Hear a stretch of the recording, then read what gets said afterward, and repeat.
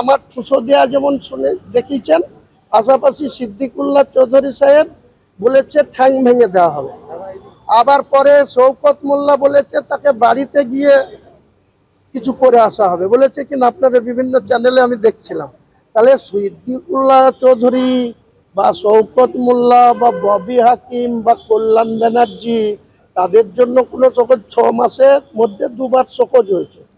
আমি বিচলিতও নই, চিন্তিতও নই, কোনো টেনশনও আমার নেই, এটুকু বলে দিলাম। পাশাপাশি হুমায়ুন কবির আরো বলেছেন, শোকজে আমি ভয় পাই না, আমি তার উত্তরও দিয়েছি, আমি কোনো অন্যায় করিনি, বিধানসভার ভেতরে কিছু বলিনি, আমি আমার সিদ্ধান্তে অনড়। আমি তো শুভেন্দু অধিকারী, আজ শুভেন্দু অধিকারী ভয়ে দিল্লি পালিয়ে গেলেন। আর কি বললেন তিনি, শোনাবো। আবার নোটিশ পাবেন? সেটা তো আর আমি বলতে পারি না। যেনারা নোটিশ পাঠানোর অধিকারী বা বিধানসভার ডিসিপ্লিনারি কমিটির অনারেবল মেম্বার বা সদস্য, তিনারা যেটা করবেন, আমি এই নিয়ে আগাম কোনো কিছু কথা বলতে চাই না। মানে আপনাকে জানতে চাওয়া হয়েছিল এবং আপনি তার উত্তর দিয়েছেন? নিশ্চয়ই, এটা তো আমাকে মানতেই হবে। আমি দলের বিধায়ক, সেখানে যদি আমাকে যতবার নোটিশ দেবেন ততবারই আমাকে উত্তর দিতে হবে, এটা আমি বাধ্য। মূলত কি উত্তর দিলেন? আমার কাছে আমার দল আগে না, আগে আমার জাতিসত্তা, তারপরে আমার দলের প্রায়োরিটি। তো সেটা 31 সেকেন্ডের, আমি তো বলেছিলাম 10 মিনিট 44 সেকেন্ড, কিন্তু আমাকে পাঠানো হয়েছে, মাননীয় সুবনদেববাবু পাঠিয়েছেন 31 সেকেন্ডের একটা ভিডিও ক্লিপ।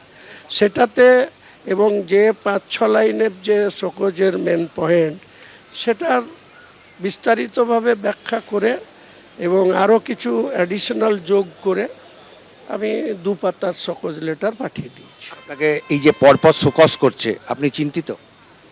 মোটেই চিন্তিত নই, বিচলিতও নই। আপনি ঠুসো দিয়ে দেবেন যেটা বলেছিলেন, সেই সিদ্ধান্ত এখনো অনড়?